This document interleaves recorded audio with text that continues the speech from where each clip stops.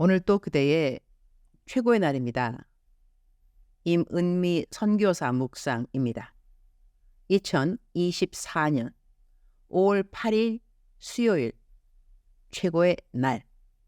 하나님은 나를 완전한 성전으로 짓고 계십니다. 에스라 5장.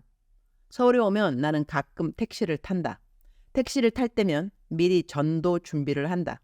전도용품으로는 마스크나 덧신을 준비한다. 그 전도용품에는 예수님을 믿겠다는 결심문 카드가 들어있다. 누구든지 그냥 읽기만 해도 저절로 예수님을 영접하게 된다.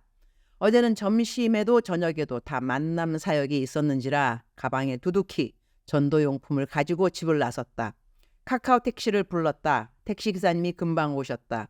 택시를 타고 가면서 내가 아프리카 선교사라고 말씀을 먼저 드렸다. 그리고 교회를 다니시냐고 물어보니까 불교라고 하신다. 그러면서 당신 아내는 교회를 다닌다고 하신다.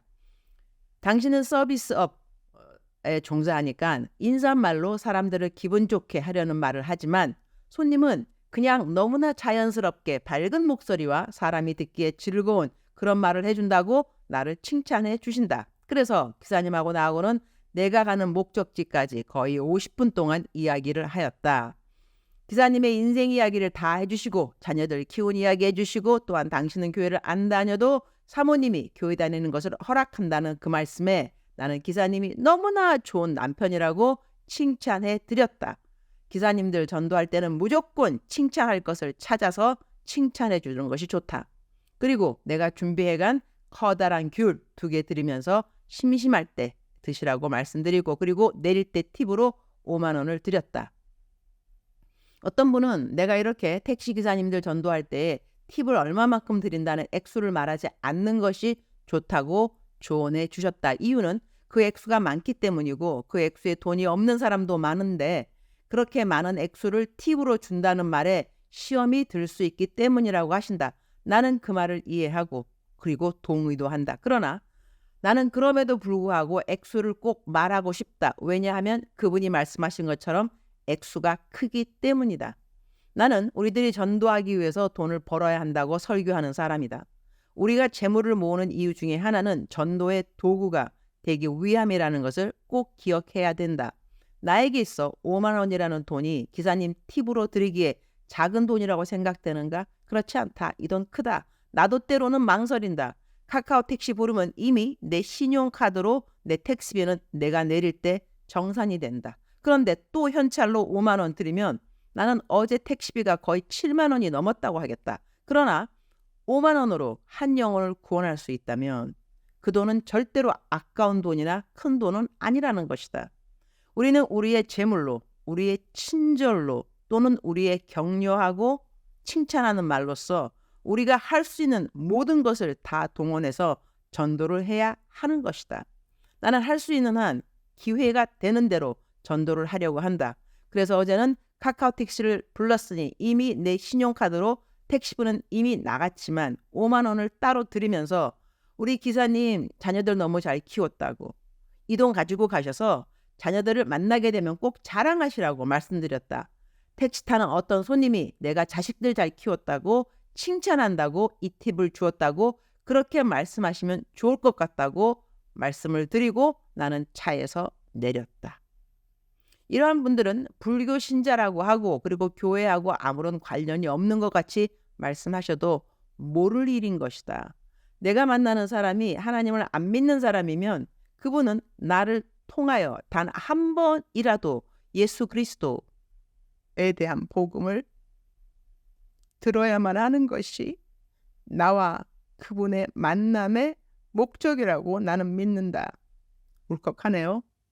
나는 기사님께 마스크를 드리면서 거기에 들어있는 결심문을 꼭 읽어달라고 말씀드렸다. 그분은 나에게 꼭 결심문을 읽겠다고 말씀해 주셨다.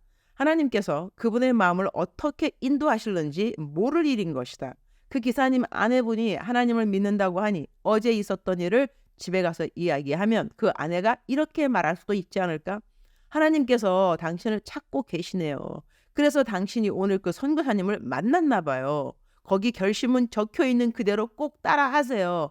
나도 당신을 위해 기도했어요. 이렇게 해서 그분이 예수님을 어제 집에서 영접했을는지, 우리는 복음의 통로가 되는 일은 하지만 그분이 구원을 받을 수 있을는지 없을는지는 하나님께 달려 있는 것이다. 그러나 그분이 나를 통하여서 단 한 번이라도 예수님에 대해서 들을 기회가 있다 한다면 또 다른 사람이 그 기사님에게 전도를 하는 기회가 올 수 있게 될 것이다. 어제도 아침부터 전도를 했기 때문에 마음이 참 뿌듯했다. 하나님 아버지의 마음으로 하나님 아버지께서 찾고 계시는 잃어버린 영혼들을 내가 한 명이라도 더 다가가서 손을 내밀 수 있었으니 하나님께서 얼마나 기뻐하셨을까, 그런 생각을 한다. 기승전 복음 전파, 그것이 우리 모든 그리스도인들이 이 땅에 아직 살아있는 유일한 이유인 것이라고 나는 믿는다. 우리말 성경 번역입니다. 에스라 5장 5절. 그러나 하나님께서 유다 장로들을 지켜주셨기에 그들은 건축자들을 더 이상 저지할 수 없었습니다. 그래서 다리오 왕에게 이 사실을 보고하고 답신을 받을 때까지 기다려야 했습니다. 포로 생활에서 돌아온 이스라엘 백성들이 무너진 성전을 건축하는 과정에서 방해를 받게 된다.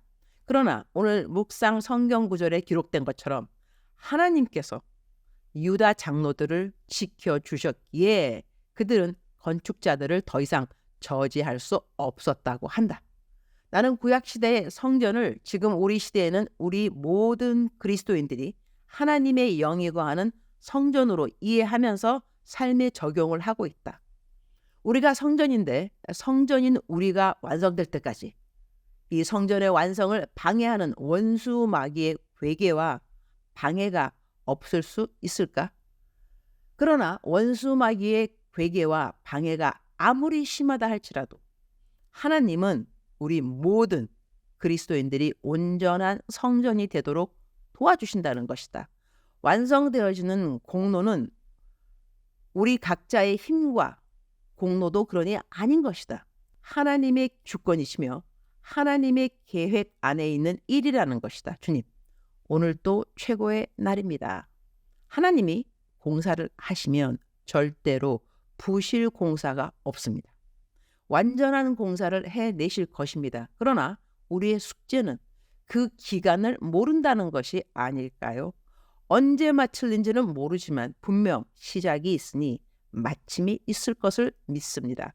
완전한 공사로 이루어질 것입니다. 오늘 또 저는 하나님이 저를 완전한 성전으로 만드시는 그 과정에 있습니다.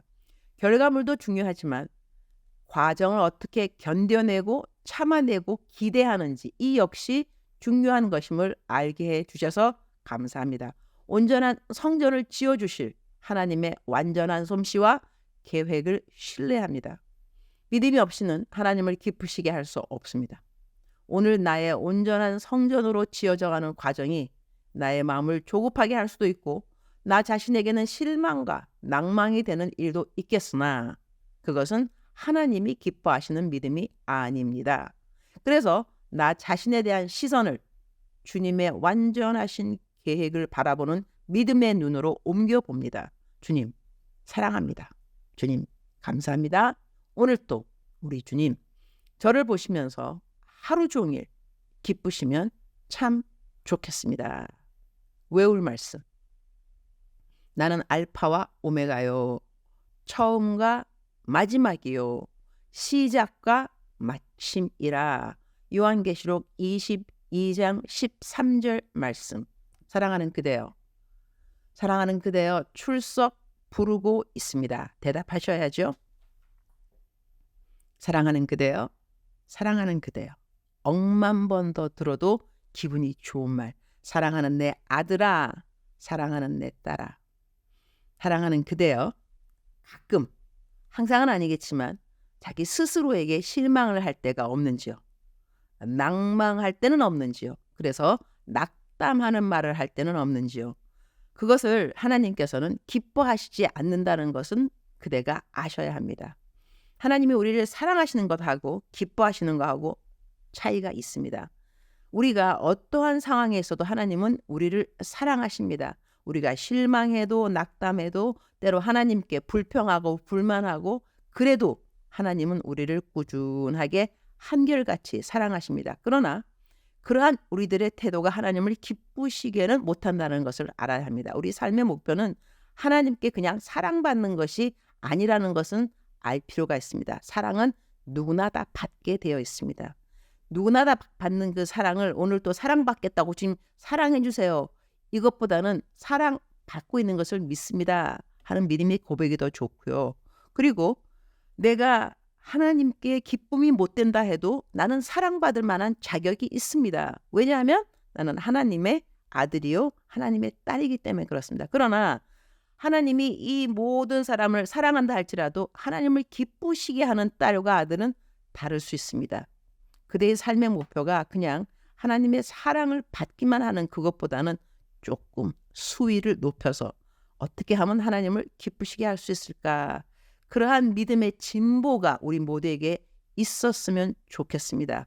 사랑하는 그대여, 스스로에게 낭망하지 마시기 바랍니다.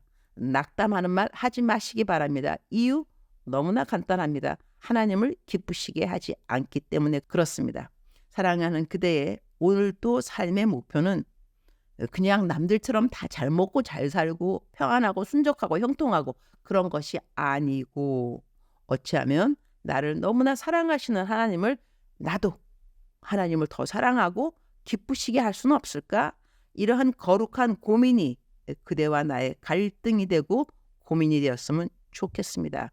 사랑하는 그대요. 힘내시기를. 오케이?